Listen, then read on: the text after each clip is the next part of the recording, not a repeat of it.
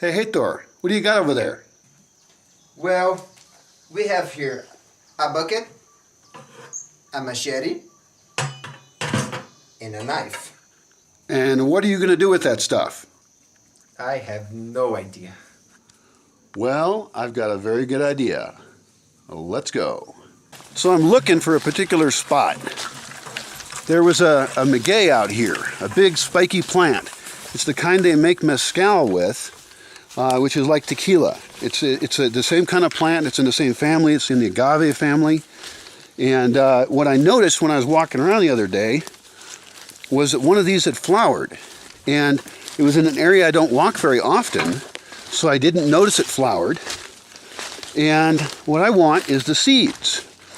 So most of the seed pods have already opened up. Oh, I can see it over there. Most of the seed pods have already opened up, but we're going to go down and we're going to chop the stalk, and the stalk will fall down, and we'll collect the seed pods that haven't opened up yet. We'll put them in the studio, and then they'll slowly open up. Let's go take a look at that. I'm going to show you a baby one first. So this is a baby maguey. This is a few years old now, and I've got lots of other ones in the forest. How many magueys do you think you have? Probably a few hundred at least. And we should collect more seeds and plant a lot more of them. They're a very useful plant, and they look pretty.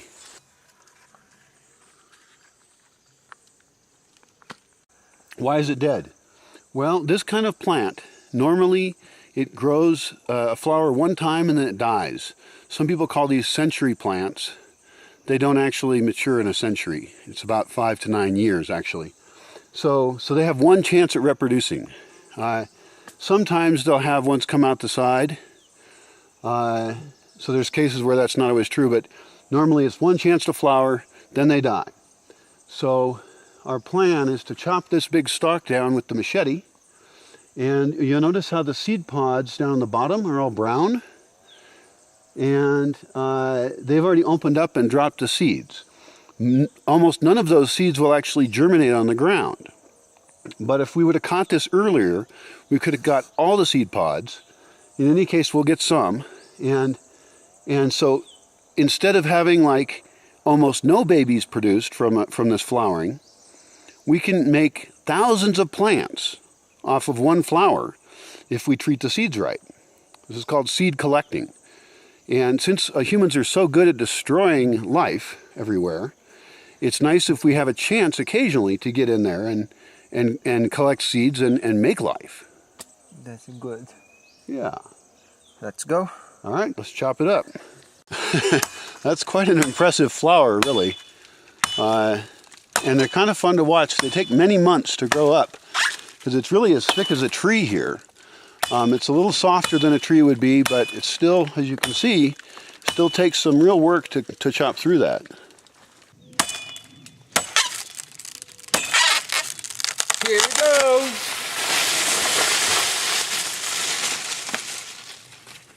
Excellent work.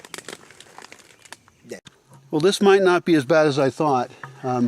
There's fresh pods up at the top, but even some of these older pods still have seeds in them. So I can collect some of these in the bucket, and then we'll dry them out.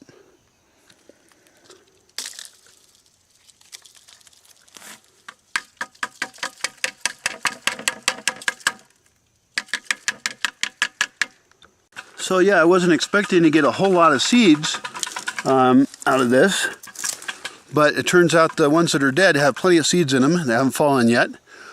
This is an example of the fresh pods, and these will still open up. So I can put these on a tarp in the studio where it's kind of hot, and they'll open up and all the seeds will fall out on the tarp. I can then take those seeds and put them in either buckets, or probably in this case, since there's so many, we'll dig a special garden and we'll fill it with maguey seeds, and then the baby magueys will show up during this rainy season, and they'll be real small. Then in the dry season we might water them, we might not, and because they're really tough plants. And then in a few years, when they're kind of dense in there, we'll start to harvest them out. we'll pick them out and we'll start to put them in spots where we want them to be, where there could be ornamental, or where later on we might harvest them. These maguey plants, like I mentioned, are for making mezcal. That's like tequila. It's basically the same thing, it's just made from a different plant. Here's another kind of agave. This one is variegated, so it has two colors on the leaves. Really easy to identify. Forgot its name. And it's just ornamental for now since it doesn't grow very fast here. It probably wants a slightly different climate.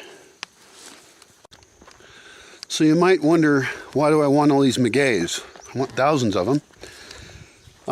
It's because even though I'm not going to personally make mezcal, I can call another town, Apongio, where they do make mezcal, and they can use these magueys. So they would come out with some trucks, and they would cut the leaves off with the big knife called a himador, kind of a spear-like knife, and they would take the central pine thing and toss it in the truck or carry it on a burro or whatever, and then they would go off and cook those. They'd put them in a huge pit oven, and then they'd grind them up in a grinder,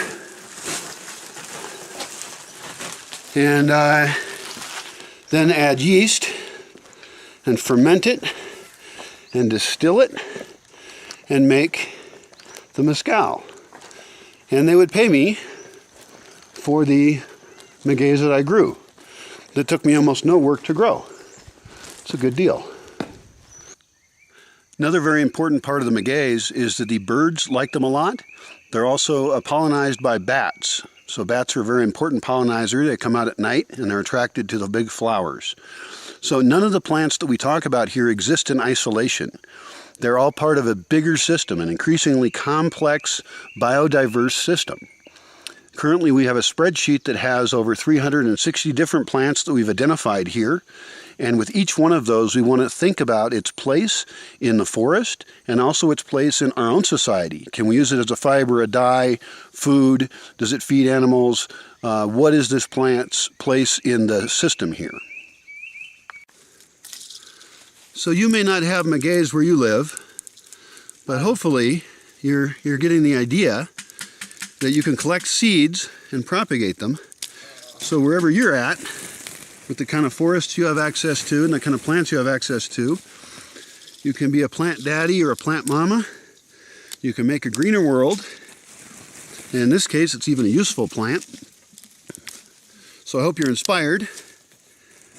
Also, if you like these videos, you can donate, because donating helps us be able to host work trade people like Heitor, and also helps us pay local labor and helps with the local economy in the community. So you as a donor are an extremely important part of the team. Thank you, existing donors. If you're not already a donor, please sign up now.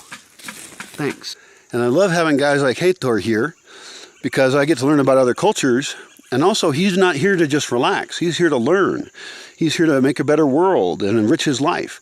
So for him, this is vacation and school and learning a lot. Yeah, I discovered volunteering in 2014, and I think was of the biggest things in my life that completely changed me.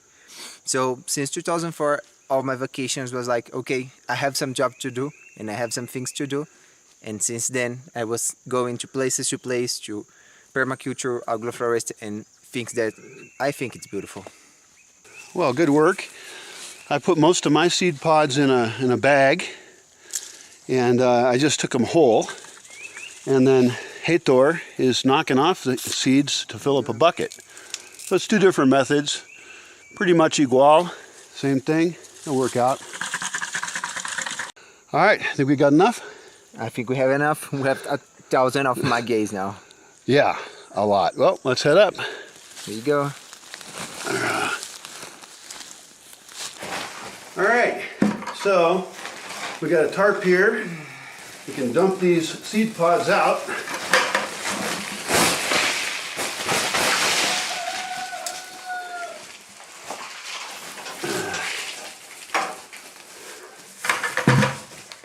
want to make sure that seed pods that are fresh dry out and open up. And of course the ones that are already dry are just going to drop their seeds, and we can actually start planting them anytime. We could go dig a garden today if there's time, and we should probably decide how far apart to plant them, because you always want to predict the plant's future. In this case, they'll be about this big when we want to move them, so we'll want to plant the seeds about that far apart. A lot of times people make the mistake of planting things too densely, and there's not enough space for them to develop appropriately. So planting's an important part of it. Now this happens to be the beginning of the rainy season, so it's a great time to plant them. If it wasn't the beginning of the rainy season, we would actually take all these seeds, make sure they're nice and dry so they don't mold, and then we put them in the seed cabinet and save them for the next year. That's good. Very good. All right, we're on to our next task. Thank you for joining us. Next thing we're going to do is we're going to put some distilled water in the solar batteries because they're extremely low, and I should never let them get that low. I had some trouble locating distilled water because this doesn't say it's distilled water. It just says fluido especial para batería, but it's distilled water. Thanks for joining us. Adios.